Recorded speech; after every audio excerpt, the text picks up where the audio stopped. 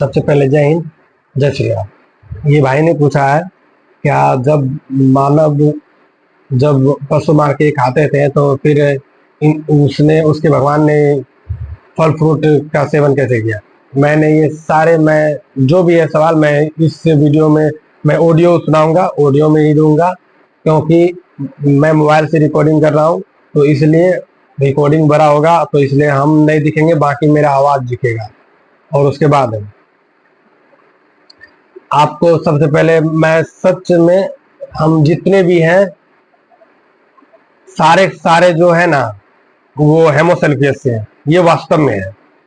परंतु परंतु हमें संस्कृति का ज्ञान नहीं था, हमें कोई चीज भी का ज्ञान था।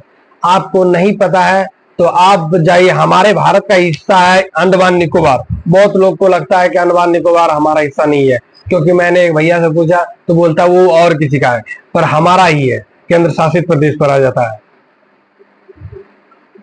अब वैसे ही था आर्य नहीं, जब भारत आए थे वैसे ही तो हमें क्या दिया आर्यों ने, संस्कृति दिया। हम थे क्या, हेमोसेल्फियस। उसके बाद हमें जानकारी कुछ आर्यों ने दिया। और आर्य, अब लोग कहते हैं क्या वो गाय को माता क्यों कहते हैं, तो उसका भी है, क्योंकि वो जितना भी पशुपालन था उसका मेन मुद्दा था पशुपालन, क्योंकि उसको पशुपालन के सिवा कोई उस समय था ही नहीं, कभी नहीं। वैसे ही कोई भी चीज जो होता है उसको, अब मैंने जिस चीज से उत्पत्ति किया हूं उस चीज को मैं छोड़ तो नहीं सकता हूं। उसी के कारण आप खेती भी कर सकते थे, तो उस समय बैल का था, ना कि अभी टेक्नोलॉजी आगे हुआ है। इसका अर्थ ये नहीं क्या उसका इज्जत करना छोड़ दे, इसलिए गाय को वो माता कहते हैं, ठीक है। इससे इसका अर्थ ये नहीं कि हम उसको गलत बोले, क्या मैं गाय तुम्हारा माता है तो बाप बोल दो बैल को, ये नहीं, ऐसा नहीं होना चाहिए। कुछ बोलने से पहले उसका वेद ग्रंथ सारे पढ़ लो, उसके बाद कुछ टिप्पणी किया करो। उसके बाद ये, अब इसके बाद मेरा चेहरा नहीं दिखेगा, परंतु वीडियो चलते रहेगा, क्योंकि हम मोबाइल से रिकॉर्डिंग कर रहे हैं।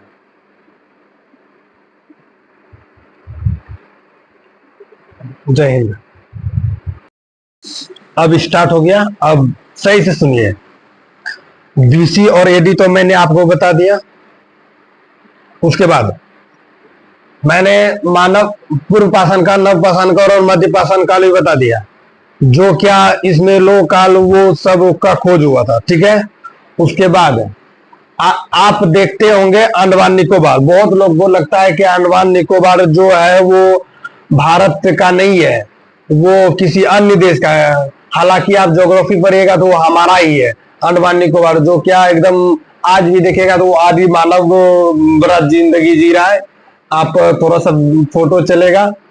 और उसके बाद अब आते हैं वैदिक काल। वैदिक काल का कब का है? वैदिक काल का मैं बता रहा हूँ, नव पाषाण काल, मध्य पाषाण काल, ये सारे हो गए। उसके बाद वैदिक काल आप जब पढ़िएगा तब आर्य पता चलेगा क्या हमारा देश का नहीं था वो। हालांकि राम यहीं पैदा लिए थे, परंतु भगवान श्री राम हो, कृष्ण हो, ये सारे यहीं पैदा लिए थे। जब ऋषि मुनि थे तो वो यहाँ से नहीं थे। ये जितने भी आर्य थे वो सारे सारे बाहर से थे, जितने भी हैं। हालांकि वो बाहर भी, अखंड भारत जब आप कहलाएंगे तो अखंड भारत के ही अंदर मान लीजिए तो आर्य जाएगा, तो मान लीजिए वो भी भारत से ही थे, ठीक है। अब दूसरी बात, ये 5000 से 10,000 ईसा पूर्व तक, हाँ, वैदिक काल में लिखा गया था। और वैदिक काल कब का कहलाता है? 1500 से 1000 बीसी। मतलब ये सिर्फ इतिहासकारों का मान्यता है, मैं इतिहासकारों का मान्यता के हिसाब से मैं बोल रहा हूं। उसके बाद उत्तर वैदिक काल था 10,000 से 600 बीसी। अब इस वैदिक काल में ऋग्वेद, सामवेद, यजुर्वेद लिखा गया था, समझ गए। 1500 से 1000 बीसी के बीच में ये 3 वेद लिखा गया था। वो कौन? ऋषि मुनि के द्वारा। अब ऋषि मुनि का नाम भी मैं आपको दे दूंगा। और उत्तर वैदिक काल में 1000 से 600 बीसी में अथर्ववेद लिखा गया था। सामवेद, यजुर्वेद, ऋग्वेद, सामवेद, यजुर्वेद, ये हो गया था वैदिक काल में, और अथर्ववेद हो गया था उत्तर वैदिक काल में। अभी तक में ना रामायण लिखा गया है ना महाभारत है। वैदिक काल पढ़िएगा तो ना रामायण था ना महाभारत है, सिंपल सी बात है। उत्तर वैदिक काल पड़ेगा, फिर भी ना रामायण है ना महाभारत, ये इतिहासकारों का मान्यता है। और ऋग्वेद में कौन कौन था? प्रथम मंडल अनेक ऋषि ने लिखा था, द्वितीय मंडल गीतसंबद्ध भागवत ने लिखा था, तृतीय मंडल विश्वामित्र ने लिखा था, चतुर्थी मंडल वामदेव ने लिखा था, पांचवें मंडल अहत्री ने लिखा था, छठे मंडल भारद्वाज ने लिखा था, सातवें मंडल विश्वस्त ने लिखा था, आठवें मंडल कनक एवं अंगिरांश ने लिखा था। ये सब जितने भी है ये सब ऋषि मुनि है, पहले समझ लीजिए, ये कोई राजा नहीं है। ऐसे करके मैं हर वेद का मैं बताऊंगा तो थोड़ा सा टाइम लगेगा, बहुत टाइम लग जाएगा, इसलिए मैं वेदों का मैं काटूंगा वीडियो। उसके बाद वेद सारा समझ लिए, उसके बाद अभी तक रामायण और महाभारत का नहीं चर्चा है। उसके बाद ऋग्वेद उत्तर वैदिक काल के बाद जितने आर्य थे उसे संस्कृत का ज्ञान था। संस्कृत का ज्ञान होने के कारण जिस तरह आज अंडमान निकोबार सिर्फ वहां का मानव देख सकते कैसा है, यदि मैं उसे समझाऊंगा तो वो जरूर हमें समझ लेगा क्या ये कुछ ज्ञानी है, कुछ समझने लायक है। वैसे ही हम सब में और उसमें कोई अंतर नहीं था। जब आप आर्य से पहले जब हम सब भी वही करते थे जो वहां था इतिहास। आर्य के बाद आर्य चौथी सदी में, अब इसमें आएगा आप पढ़िए रामायण एवं महाभारत भारत के दो सर्वाधिक प्राचीन महाकाव्य है। ये चौथी सदी में लिखा गया था और ये कब? ऋषि मुनि से बहुत बाद में। महाभारत में वृद्धरथ वंश का चर्चा है, जो कि वृद्ध वंश का स्थापना राजा वृद्धरथ ने किया था। इस वंश का सबसे प्रतापी शासक जरासंध था, जिसे जरा ने संधि करके बनाया था। और उसके बाद उसको भीम ने, जो महाभारत में भीम होता है, भीम ने उसे दो टुकड़ों में फाड़ के मारा गया था, जो कृष्ण को 16 बार हराने वाला था। उसी के नाम से उसे छलिया कहा जाता है, कृष्ण देव को, भगवान कृष्ण को। अब तक समझ लो राजा का विस्तार हो गया। इससे पहले ही रामायण हो चुका है, पहले बात समझ लीजिए कि एक साथ मैं दो गो बता नहीं सकता हूं, आप कंफ्यूज हो सकते हैं। इसलिए वृद्ध वंश का बाद हर्यक वंश आता है, जो हमारे इतिहास में पढ़ाया जाता है। हर्यक वंश से पहले हमारे इतिहास में वृद्ध वंश नहीं पढ़ाया जाता है, क्योंकि ये वैदिक ग्रंथ में है, जो महर्षियों के द्वारा है। महर्षि जो आप जब यदि पढ़िएगा भारत महाभारत तब आपको समझ में आएगा कुछ। जब जरासंध का चर्चा जब सुनिएगा तब वो पता चलेगा नहीं होता था हर्यक वंश, क्योंकि हमारे इतिहासकारों को हमारे जो भी एग्जाम में हमें जो है वो ही पढ़ाया जाता है, क्योंकि उस काल में कुछ राजा ऐसे ही रह गए थे जो कि कुछ कर नहीं पाए थे, तो उन लोग का हम सबको हमारे इतिहास काल में नहीं पढ़ाया जाता है, क्योंकि एग्जाम में नहीं पूछा जाता है। एग्जाम के काल में क्योंकि आधा ज्यादा इंसान कंपटीशन की तैयारी करता है, इसलिए उसके बारे में नहीं जानकारी दिया जाता है। उसके आगे हर्यक वंश के बाद तो आप इतिहास पढ़े ही होंगे। अब यहाँ इसको स्टॉप कर दिए। अब आते हैं रामायण कब लिखा गया था। भारत का आपको पूरा जानकारी हो गया। अब आते हैं रामायण कब लिखा गया था। किसी लोग को नहीं पता है तो मैं बता देता हूँ। हर्यक वंश के बाद आता है शिशुनाग वंश, शिशुनाग वंश के बाद आता है नंद वंश, नंद वंश के बाद मौर्य वंश, मौर्य वंश के बाद आता है बिंदुसार, बिंदुसार के बाद अजातशत्रु, अजातशत्रु के बाद तक्षशिला का, और उसके बाद अशोक आ जाता है। उसके बाद जो वंश का खत्म किसने किया? शुंग वंश ने। इस वंश का संस्थापक कौन था? पुष्यमित्र शुंग, जो एक ब्राह्मण राजा था, जिसे आप बोल सकते हैं जो क्या कितना लगभग 44,000 स्तूप को जो तोड़ा गया था। हालांकि उससे ज्यादा भी तोड़ा गया होगा, मुझे जितना पता, सॉरी 84,000 स्तूप को तोड़ा गया था या नुकसान पहुंचाया गया था, जो भी बोल दे। इसके आगे तो आप जानते ही होंगे। अब इसके आगे नहीं जानते हैं तो आप बिना फालतू का किसी पे टिप्पणी मत कीजिए बिना जाने। अब आते रामायण। महाभारत से पहले ही रामायण काल का था, जो 5000 से ईसा पूर्व में था, ठीक है। और महाभारत का राजा था इक्ष्वाकु और वंश का था राजा दशरथ, और ये इसका चर्चा है रामायण में। क्योंकि आप लोग रामायण में पढ़े तो थोड़ा सा आप कंफ्यूज हो सकते हैं। इक्ष्वाकु वंश इसी काल में जो था, राजा दशरथ के पुत्र तो जानते ही हैं, राम, भरत, शत्रुघ्न और लक्ष्मण। आप उसका भाई का भी नाम जानते ही होंगे। उसके बाद कुछ राजा का इतिहास काल में पता नहीं चलता है। उसके बाद आता है, मैंने जो बोला था, वृद्धरथ वंश, और इसका जरासन और और इस विध्वंस का अंतिम शासक किसको बताया था मैंने? लिम्पुचे को। उसके बाद हर्यक पर आ जाता है। अब आप समझ गए।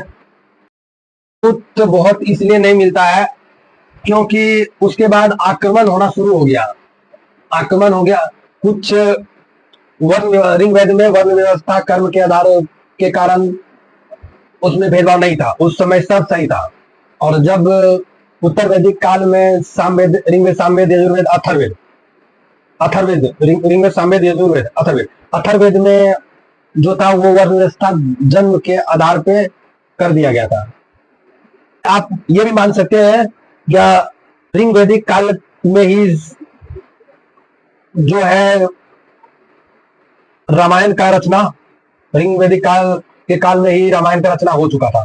और उत्तर वैदिक काल के काल में ही जो है महाभारत का रचना किया गया था। क्योंकि कर्ण का इतिहास तो जानते ही है, महाभारत का कर्ण का, क्योंकि उसमें वर्ण व्यवस्था जन्म के आधार पे है। और अथर्ववेद में भी जन्म व्यवस्था, ऋग्वेद, सामवेद, यजुर्वेद, अथर्ववेद, अथर्ववेद में भी वर्ण व्यवस्था कर्म जन्म के आधार पे है। तो आप इस हल्का फुल्का मैच कर सकते हैं। और आप सोचते हैं क्या पूरा मैच करें तो नहीं हो पाएगा, ठीक है, क्योंकि इतिहास काल को भी इतना पता नहीं है। और प्लीज कुछ भी क्वेश्चन पूछने से पहले, किसी धर्म ग्रंथ को टिप्पणी करने से पहले उस ग्रंथ को समझ ले, जान ले, उसके बाद ही करें, चाहे कोई भी हो। तो सबसे पुराण है तो मत्स्य पुराण है। और मत्स्य पुराण तो मैंने कभी पढ़ा भी नहीं है, मैं देखा भी नहीं है, मैं क्या बोलूं। तो मत्स्य पुराण बहुत पुराना वेद है, अति पुराण है, तो उसका मैं चर्चा भी नहीं कर सकता हूं। जय हिंद, राम राम।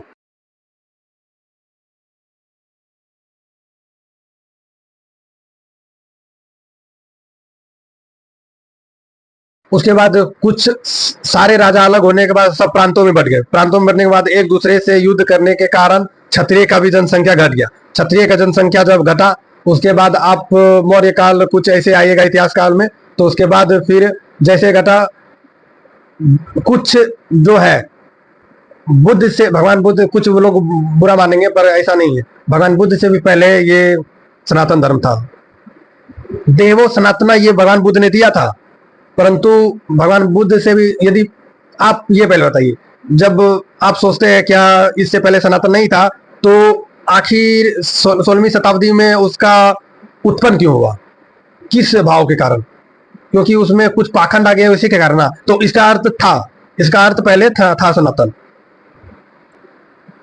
उसके बाद फिर अशोक, चंद्रगुप्त मौर्य और अशोक, ऐसे करके सारे राजा एक दूसरे से मार करने के कारण क्षत्रिय का पूरा घट गया। पूरा घटने के कारण आप अभी भी मान लीजिए, यदि हमारा देश का यदि सेना घट दिया जाए तो क्या दूसरे हम पे हावी नहीं हो जाएंगे? हो जाएंगे।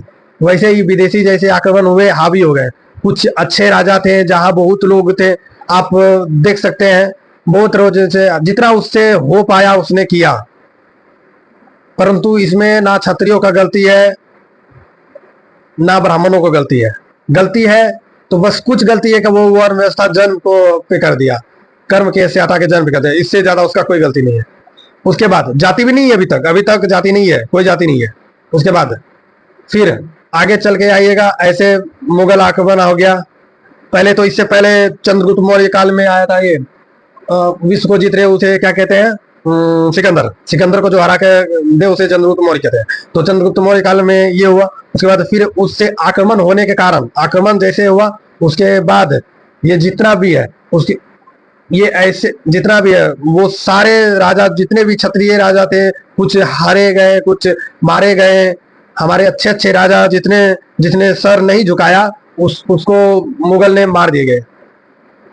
और जिसने झुका दिया वो मुस्लिम धर्म अपना लिए, इस्लाम धर्म, मुस्लिम धर्म, इस्लाम धर्म। जिस तरह आज हमारे, और उसके बाद फिर अंग्रेज का आक्रमण हो गया। अंग्रेज के आक्रमण, क्योंकि मैं वीडियो इसलिए काट रहा हूँ क्योंकि इतना इतिहास मैं बताऊंगा तो लगभग 4-5 घंटा हो जाएगा, इसलिए मैं उतना वीडियो काट रहा हूँ बीच बीच में। सिंपल सी, उतना आप भी इतिहास थोड़ा सा पढ़े हुए हैं, समझदार तो हैं, इसलिए। उसके बाद ऐसे करके फिर अंग्रेज ने जाति व्यवस्था बनाया, क्योंकि वर्ण जिस कर्म के पे जो था वो जाति व्यवस्था, वर्ण व्यवस्था जो था वो पहले नहीं, पहले था जन्म, वर्ण व्यवस्था जन्म के आधार पे। उसके बाद जो जाति व्यवस्था हुआ वो कर्म, ये जाति व्यवस्था जो हुआ वो अंग्रेज ने बनाया। क्योंकि आप देख सकते हैं कोई भी जाति इससे पहले नहीं था। अंग्रेज काल से पहले जाति नहीं था। जाति जो आज जो भी अपना सरनेम लगाते हैं उससे नहीं था। आप जो भी लगाते हैं वो जाति जो है, जैसे पासी ये वो जो भी है, वो पहले नहीं था। तो पहले नहीं के कारण, और ये जो है आप जो बड़े बड़े जो राजा जो लगाते थे, जैसे पृथ्वीराज चौहान जी, ये सब ऐसे जो लगाते थे, ये राजा का नाम है। चौहान वंश, वंश का जो स्थापना होता है ना, उस काल से ये इसका माना गया। उससे उससे कोई आप ये वो जाति नहीं होता है, वो वंश का स्थापना है। जिस तरह आप मौर्य काल में वंश का स्थापना होता है ना, वैसे ही हर चीज का वंश का स्थापना हुआ। और उसके बाद फिर ऐसे करके अंग्रेज ने फिर उसी के आधार पे जाति बना दिया, जाति बना दिया इसमें। और प्रॉब्लम यहाँ है क्या, एक्सेप्ट कर लिया। और स्वतंत्र भारत में 1947 में जब स्वतंत्र हुआ, आजाद हमारा भारत आजाद हुआ, फिर भी इसको जाति हटा देना चाहिए पर नहीं हटाया। कुछ इसको यही गलती कर दिया ब्राह्मणों ने। और जो क्या ब्राह्मणों, क्या पूरा भारतीय ने, हम सिर्फ उसी को क्यों दोष दें, मैं पूरा भारतीयों को दूंगा। और सिर्फ उसी का गलती नहीं है, ये पूरे का गलती है। तो यही गलती कर दिया, बाकी कुछ नहीं।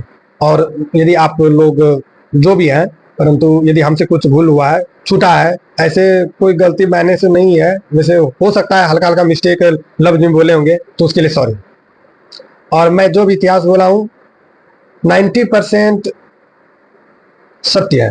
कहे 1% इसलिए बोल रहे हैं क्योंकि 1% जो है ना, मैं आपको भागवत गीता, मैं सिर्फ भागवत गीता पढ़ा हूँ, और उससे मैं कितना आपको बता सकता हूँ।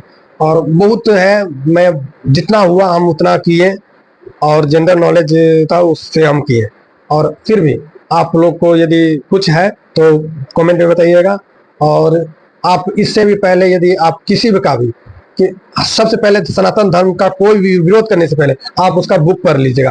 ये जो आप सोचते हैं मूर्ति पूजा है, मूर्ति पूजा भी हमारे धर्म में नहीं था। यदि मूर्ति पूजा रहता तो भगवान ने हमको बनाया, आपको बनाया, पृथ्वी को, सारे जहां को बनाया, तो वो उसको मंदिर भी तो बना सकता था ना। तो मंदिर भी नहीं बनाया, उसको जरूरत नहीं था। उसको आप जिस तरह आप बौद्ध से प्रार्थना करते हैं, शुरुआत में वही था, प्रार्थना ही था। अब बाद में कुछ पाखंडियों ने, कुछ अंधविश्वासों ने बना दिया, कुछ अथी कर दिया, वो लगवाते। आज भी बलि प्रथा भी नहीं है, फिर भी बलि दिया जाता है ना। बलि प्रथा नहीं है, आपको लगता होगा बलि वो अपने खुशी से दिया जाता है या अपने मन से दिया जाता है। कोई भी ग्रंथ में आप बता दीजिएगा बलि प्रथा, तो मैं नहीं मान सकता हूँ, और ग्रंथ में है ही नहीं। क्योंकि जिस आप एक ये सुने होंगे, प्राणियों में सद्भावना हो। जब सभी प्राणियों में सद्भावना है तो वो कैसे बलि ले सकता है, आप ये सोचेगा। उसके बाद जय हिंद, जय भारत, सीताराम, गुड मॉर्निंग। ये मॉर्निंग का टाइम है, लगभग 6 बजे है।